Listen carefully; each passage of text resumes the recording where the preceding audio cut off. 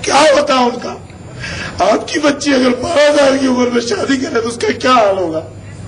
हमसे पूछ रहे, आप उनको मिला क्यों रहे हो कि आतंकवाद हो रहा है, वो मर रहे, लेकिन हमारे साथ जो हो रहा है वो जबरन हो रहा है। आतंकवाद अलग है, हादसे में कोई 100 लोग मर जाते हैं, वो अलग चीज है। और घर में घुस के जो आतंकवाद, क्या आप हिंदू हैं, आपकी लड़की को उठा के धर्म परिवर्तन करवाएंगे? और मैं ये बताऊं कि 9 साल की बच्ची को उठा के ले जाए तो उसको धर्म का क्या पता?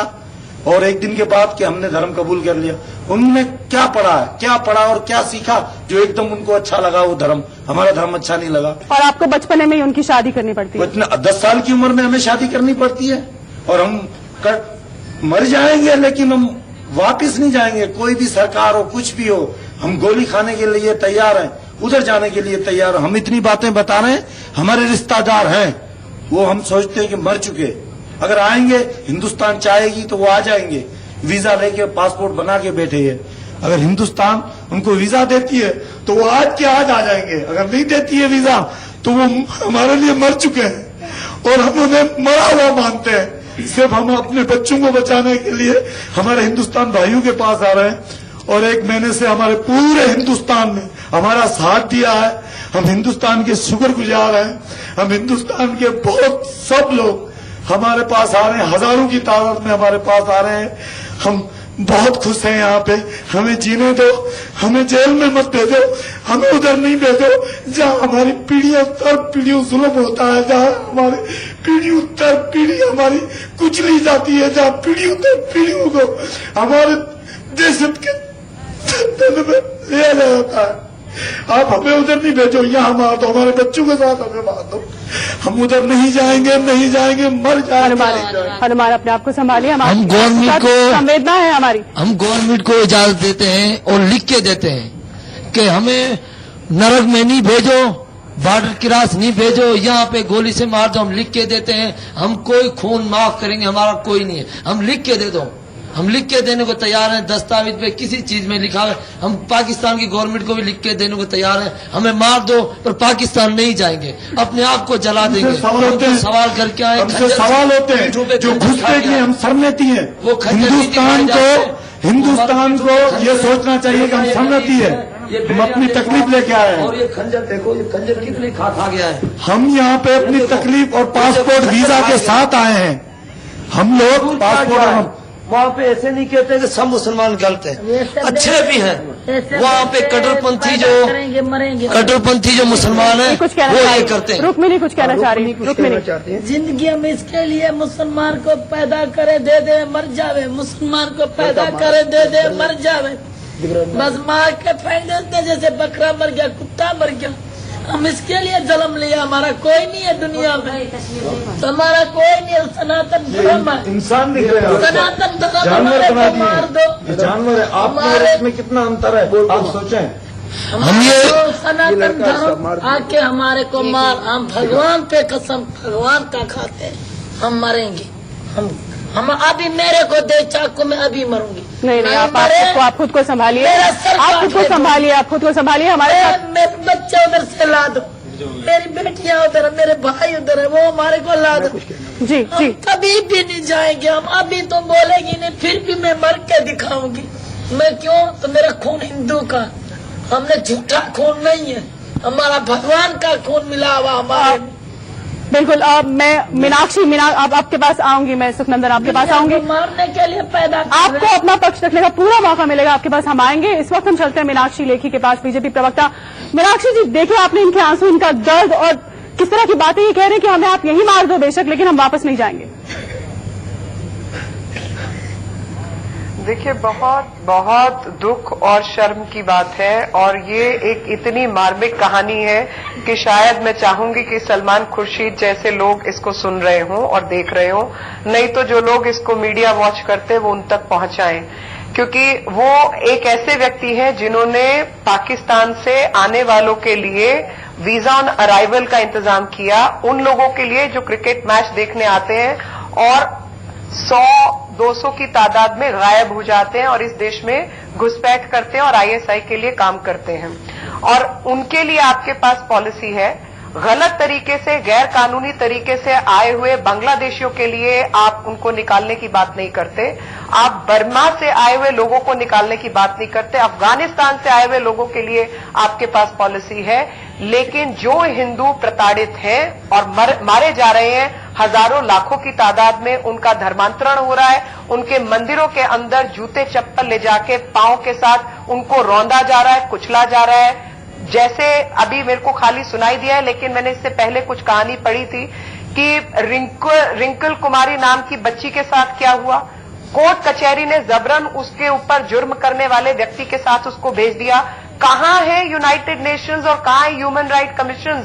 कोई आज तक पाकिस्तान को ना टेररिस्ट स्टेट घोषित करवा पाया है। जहां पर भारत की सरकार एक योग्य काम कर सकती थी, उसने उस बात को दबाया और बल्कि पाकिस्तानियों के साथ मिल गई।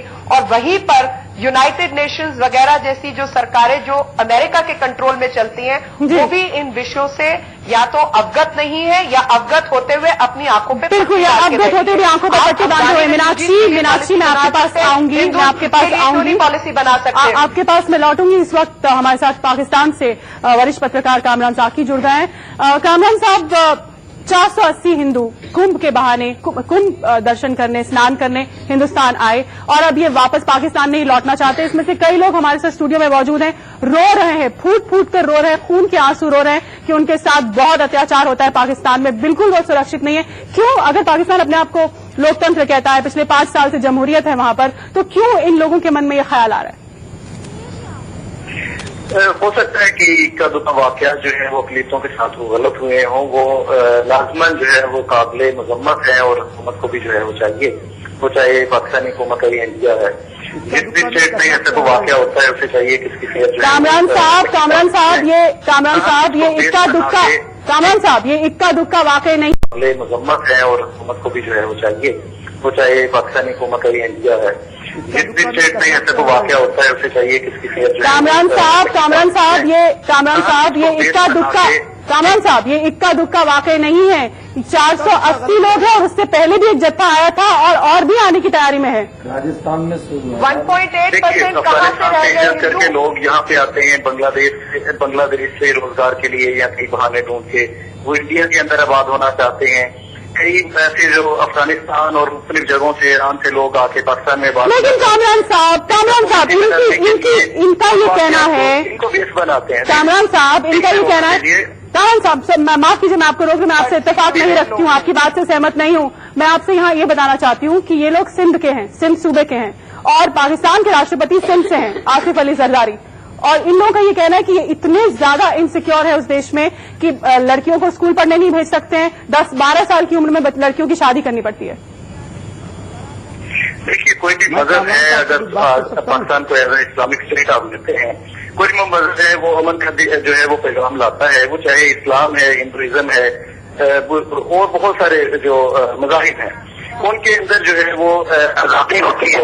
अगर अपनी मर्जी से इक्का दुक्का का मार कर कोई जहन चेंज होकर वो मुस्लिम से जो है वो हिंदू में तब्दील हो जाता है या हिंदू से मुस्लिम में चेंज हो जाता है, तो आप उसका जो वो खुद से इंस्पायर होकर किसी चीज से वो मजहब बदल नहीं हो सकता। अच्छा, आपसे मौलाना यासिर अब्बास एक सवाल पूछना चाहते हैं, इस्लामिक धर्मगुरु है। मौलाना साहब पूछिए। देखिए कामरान साहब, कल मैं दुबई में था और मैं किसी चैनल के ऊपर कल मैं बाकायदा एक इंटरव्यू देख रहा था। 10 साल की बच्ची का जबरन धर्म परिवर्तन कराया जाता है, उसको उठा लिया जाता है, 13 साल में उसको वो बच्ची मां बन जाती है, उसका बच्चा मर जाता है। हमारे हिंदुस्तान में कितने अल्पसंख्यक आए हुए हैं, आप कह रहे हैं इक्का दुक्का वाकयात हो रहे हैं, पाकिस्तान में क्या नहीं हो रहा है। कराची में 200 साल पुराना सोल्जर बाजार का मार्केट में 200 साल पुराना मंदिर तोड़ के फेंक दिया गया। आप कैसी बात कर रहे हैं? आप इंसानियत पर जुल्म कर रहे हैं कामरान साहब। आप वहां के ऊपर पत्रकारिता से जुड़े हुए हैं, आप वहां की गवर्नमेंट को समझाइए। या आप अपने को इस्लामी देश कहते हैं। हमारे यहाँ भी मुसलमान रहता है, हिंदुस्तान सरकार जुल्म नहीं करती है। जी कहिए कामरान साहब। हिंदुस्तान के अंदर हिंदू मुसलमान भाई भाई की तरह रहता है। जी कामरान साहब कहिए। मुझे अपना मौका पे जो है आपको पूरा मौका बात कर सकते हैं, मेरे लिए काफी एहतराम है।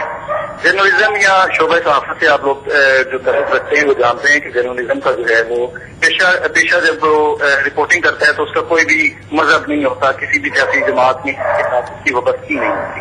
मैं उन तमाम चीजों से बाज़ातर होकर कह रहा हूँ कि जो इवेंट्स होते हैं इक्का दुक्का के बाबरी मस्जिद में क्या हुआ, आपने कहा कि मंदिरों के अंदर जो है वो जूते पहन के जो है वो मुसलमान जाते हैं, तो मुझे ये बताइए कि अफगानिस्तान के अंदर क्या मस्जिदों के अंदर जूते पहनकर अमरीकी फौज नहीं गई? क्या ईसाई और दूसरे मज़हब के लोग वहां पे नहीं गए? क्या उनके अंदर जो है वो जो आर्मी यूनाइटेड स्टेट्स की वहां पे गई उन्होंने भी कोई जूते उतार के अंदर गए? ये इक्का दुक्का वाकयात की वजह से हम ये नहीं कह सकते कि अमेरिका इक्का दुक्का नहीं है कामरान साहब, अफसोस है कि एक पत्रकार होने के बावजूद। कामरान साहब मैं आपको रोक रही हूँ यहाँ पे लाजमक तौर पर सजाओं के मुस्तहिक हैं और कामरान साहब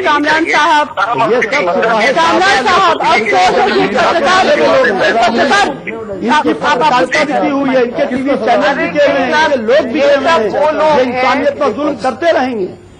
जी कहिए आप। पाकिस्तान अरे वहाँ पे बताइए जरा, कामरान साहब से पूछिए कि कितने माइनॉरिटी वाले वहाँ पे जर्नलिस्ट हैं और कितनी माइनॉरिटी कम्युनिटी वाले वहाँ टीवी एंकर्स हैं, इनसे ये पूछिए। मैं सवाल करूंगा इससे। देखिए बहुत सारे लोग जो हैं वो जर्नलिज्म के अंदर भी हमारे गूगल टीवी है, जियो है, वहाँ के गैर मुस्लिम भी लोग वहाँ पे मौजूद हैं। इवन हमारा रिसेप्शनिस्ट से लेके न्यूज डिपार्टमेंट तक मैं आपको जिम्मेदारी से कह रहा हूँ, आप इसे वेरीफाई करना चाहें भी तो कर सकते हैं कि वहाँ पे फीमेल और मेल जो है वो वहाँ पे जर्नलिस्ट काम कर रहे हैं। किंतु इवन के हमारे रिसेप्शन के ऊपर जो मैं चाहे तो मैं उनका नाम और अच्छा कामरान साहब मैं आपको एक ये जो पाकिस्तान से आए ना आपके साथी कामरान साहब मीनाक्षी मैं आपको यहाँ रोक रही हूँ, कामरान साहब को भी यहाँ रोक रही हूँ। कामरान साहब पाकिस्तान से हमारे जो साथी आए हैं इनको प्लीज माइक दीजिएगा। ये आपको बताएंगे कि वहाँ जो हिंदू है या माइनॉरिटीज वाले हैं वो कहाँ कितने बड़े बड़े पदों पर हैं? कौन से पदों पे मुझे बताओ। क्रिकेट टीम में कोई एक बता दो हिंदुस्तानी है। एक दानिश कनेरिया था, उसके ऊपर भी दबाव डाला गया कि आप मुसलमान बने तभी खेल सकते हैं। और यूसुफ जोआना जो क्रिश्चियन था उसको मुसलमान नहीं बनाया गया। कौन सी हमारी टीम इंडिया की टीम में आप देखो आधा जो है वो मुसलमान है और आधा हिंदुस्तानी है। इस टीम में दिखाओ कि आप कौन से, मेरे को बताओ कौन से पद में है। बड़े बड़े 2% लोग, 100 में से 2% लोग वो आपके मानने क्योंकि आप उनको पैसे दे रहे हैं, शेयर दे रहे हैं, इस वजह से वो आपकी बातें 2% और 98% जो है। मैं उसकी साइड नहीं ले रहा, कतल नहीं ले रहा, लेकिन ये वाकयात ऐसे बहुत सारी और स्टेट्स में भी हुए हैं। इंडिया के अंदर आप देखिए, हम यहाँ पे मीडिया की तरफ से देखते हैं एक साइड आप देख रहे हैं ना, जैसे जहाँ लोग जो है वो वन साइडेड बात कर रहे हैं, तो वो जब एक साइड से आप देखेंगे तो नहीं लगेगा कि वहाँ पे उसका जो हक है वो अलग है, लेकिन वो जो असल इमेज जो होता है ना वो नहीं नजर आता। अब हम यहाँ मीडिया पे बैठ के चाहे हम मुस्लिम हो या किसी भी इसे मजहब से ताल्लुक रखते हो सकता है कि हम मीडिया के हवाले से बहुत सारे प्रोपेगेंडे भी हम में से लोग करते हैं, बहुत सारी और चीजें भी होती हैं। यही हाल इंडियन और इंटरनेशनल मीडिया और पाकिस्तान मीडिया तकरीबन तमाम का यही है। अब हम एक साइड का ओपिनियन देते हैं और दूसरे साइड को हम नजरअंदाज कर देते हैं। एक वाकया या 2 वाकया या 4 वाकयात ये काबिल मजम्मत, इंतहाई काबिल मजम्मत है। अच्छा अभी आप कामरान साहब मुझे खुशी है, कामरान साहब मुझे खुशी है कि आप इक्का दुक्का वाकया से अब 3-4 वाकयात पर आए, इक्का दुक्का से आप 3-4 वाकयात पर आए। मेहमान कुछ और कहना चाहते हैं? मैं ये कहना चाहता हूँ कि यही फैसला टंडो मोहम्मद खान में जो जमुना जी थी डॉक्टर, उनको रात को पेंडिस के मेरी बीवी पेट से हैं और बच्चा होने वाला, जबरन उनको ले गया और वहां पे मुस्लिम बनाया गया रात को और सुबह छोड़ा गया।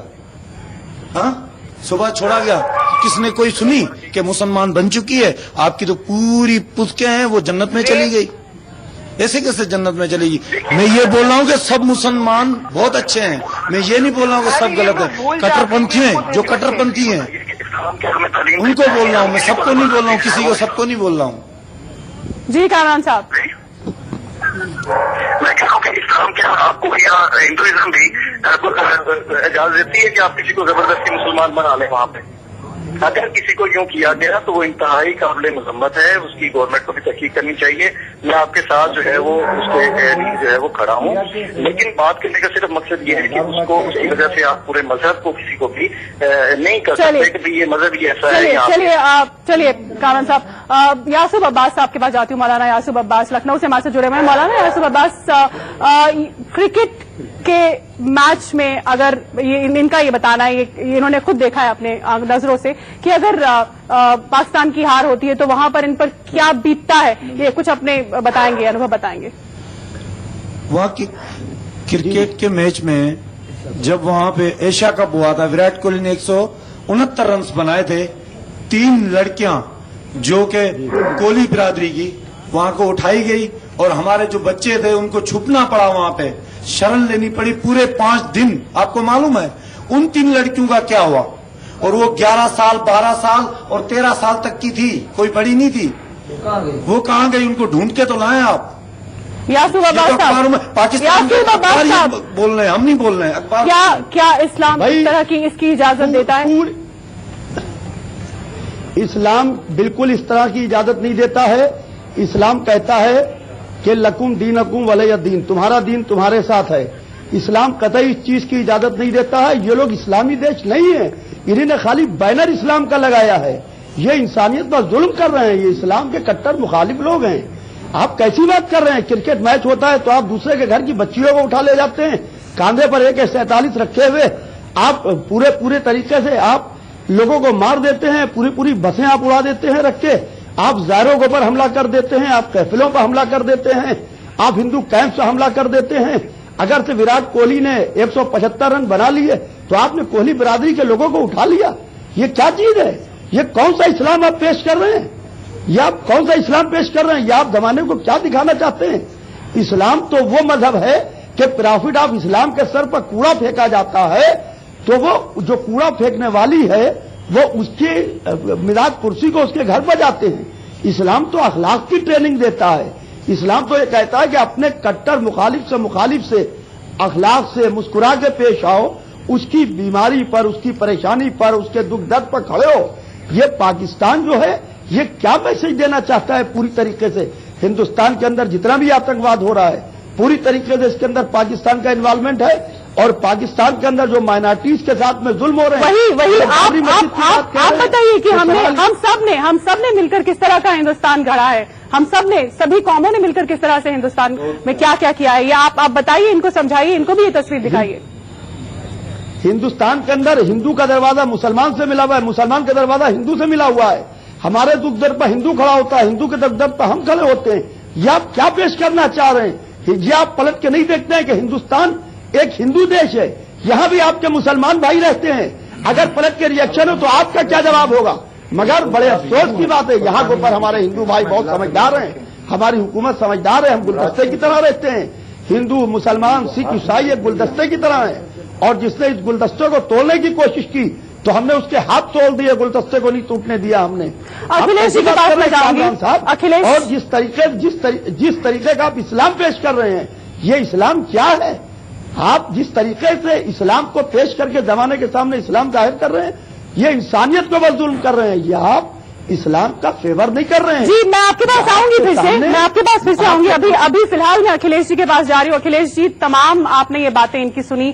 मैच अगर इंडिया जीतता है तो वहां पे बच्चों को, लड़कियों को उठा लिया जाता है। आखिर अब सरकार को गंभीरता से इस मामले को लेना ही पड़ेगा क्योंकि ये हमारे देश के नहीं है, परमानेंटली यहां नहीं रह सकते हैं। क्या आपको नहीं लगता, क्या आप इस मामले को उठाएंगे कि इस पर एक ठोस पॉलिसी बननी चाहिए सरकार की ओर से? निश्चित रूप से। अब इससे बड़ा दुर्भाग्य और इससे बड़ी अनहोनी क्या हो सकती है जिस प्रकार से ये लोग बयां कर रहे हैं। भारत सरकार को जरूर गंभीरता से इसका संज्ञान लेना चाहिए। पाकिस्तान, मैंने बताया, नियर अबाउट डेड स्टेट है। वहां पे सिर्फ दिखावे के लिए जमहूरियत लाई जाती है कि दुनिया में उनको जो तमाम सहूलियतें मिल सकती हैं, इसलिए वो डेमोक्रेटिक कुछ फॉलो करते हैं कि हम इलेक्टेड हैं, हमारे यहाँ एक प्रजातंत्र है, सिर्फ इसलिए कि उनको तमाम जगहों से एड्स सुविधाएं मिल जाएं।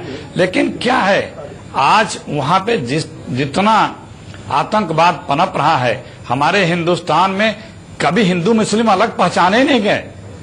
लेकिन पिछले 20-25 वर्षों से जो बीजारोपण वहां से हो रहा है, यहाँ पे जो हमारे यहाँ आतंकवाद की सप्लाई हो रही है, हमारे अंदर भी लोगों को भड़काया जा रहा है। क्यों? कभी किसी ने पहचाना या कभी किसी ने देखा कि हम दो विचारधारा के थे, हिंदू मुस्लिम, पूरे देश में एक साथ रहे हैं, एक साथ बढ़े हैं, कभी कोई पहचान नहीं पाता था। लेकिन आज बगल के मुल्क से जिस प्रकार से यहाँ पे नफरत पैदा की जाती है, लोगों को शंका करने का अवसर दिया जाता है, फिर भी हम आज इतने अच्छे हैं, दुनिया में मिसाल कायम करते हैं हम हिंदू मुसलमान आपस में। तो हम भारत सरकार जरूर इन लोगों की बातों पे गौर कर रही होगी, जिस तरह से और तमाम मुल्कों से आए हुए लोगों के साथ इंसाफ हो रहा है, उनका पूरा ख्याल हो रहा है, इन लोगों को भी भारत सरकार देखेगी। और भारत हम उम्मीद करते हैं कि इन सबका संज्ञान जरूर मजबूती के साथ पाकिस्तान के साथ उठाना चाहिए और हमें विश्वास है कि हिंदुस्तान की हुकूमत उठाएगी। हमारे साथ एक और खास मेहमान जुड़ गए स्टूडियो में, मार्तंडपुरी महाराज धर्मगुरु हैं, स्वागत है आपका। महाराज जी, आपको क्या लगता है कि अब भारत सरकार को क्या करना चाहिए? ये लोग वापस नहीं जाना चाहते और बहुत ज्यादा परेशान और बेहाल हैं अपने हाल से पाकिस्तान में। सबसे बड़ी मुश्किल ये है कि जब तक हम सरकार का मुंह देखते रहेंगे, क्योंकि सरकार किसी भी समस्या को मुद्दा बनाकर, राजनीतिक दल किसी भी समस्या को मुद्दा बनाकर उसको वोट का साधन मानते हैं, हल नहीं करना चाहते। यह कुंभ में स्नान के लिए आए थे और जितना मैं सुन रहा हूं, कुंभ में नहीं सुन पाया था, व्यक्तिगत रूप से मुझे शर्म आती है। पूरे हिंदू समाज को, पूरे भारतीय समाज को और विश्व में जिनके भीतर भी मानवता का एक अंश भी शेष है, उनको खड़ा होना चाहिए। मैं चूंकि धार्मिक क्षेत्र से हूं, मैं सन्यासी हूं, अखाड़े से जुड़ा हुआ हूं, महामंडलेश्वर का पद भी मुझे दिया गया है और मुझे लगता है कि यह वेश और यह पद मुझे सनातन धर्म की रक्षा के लिए ही मिला है। और अगर संत समाज इनकी रक्षा नहीं कर सकता तो हमें इस वेश को धारण करने का अधिकार नहीं है और हमें अपने पद का भी अधिकार नहीं है। पूरे हिंदू समाज को, मैं किसी धर्म के विरुद्ध बात नहीं कर रहा हूं, केवल पाक नाम रखने से कोई पाक नहीं हो जाता। वह समय आ गया है जब राजनीति से ऊपर उठकर, धर्म की संकीर्णताओं से ऊपर उठकर और एक लड़ाई पूरी लड़नी पड़ेगी। और हमारे यहाँ शास्त्र और शस्त्र दोनों रहे हैं। तो सनातन की रक्षा के लिए, हिंदू समाज की रक्षा के लिए जागृत होना होगा समाज को। सरकार न वहां की कुछ कर पाएगी न यहाँ की कुछ कर पाएगी, क्योंकि सरकार के मान की यह समस्या है ही नहीं। कुंभ में होना ही चाहिए था कि रक्षा के लिए, हिंदू समाज की रक्षा के लिए जागृत होना होगा समाज को। सरकार न वहां की कुछ कर पाएगी न यहाँ की कुछ कर पाएगी, क्योंकि सरकार के मान की यह समस्या है ही नहीं। कुंभ में होना ही चाहिए था कि हमारे धर्माचार्यों को, मुझे भी शर्म आती है, कुंभ इसीलिए होता है 12 वर्ष बाद कि जो समस्या है सनातन धर्म की, जो हिंदू समाज की समस्या है, उससे लड़ने के लिए संकल्प लिया जाना चाहिए। और यह संकल्प अब भी विलंब नहीं है।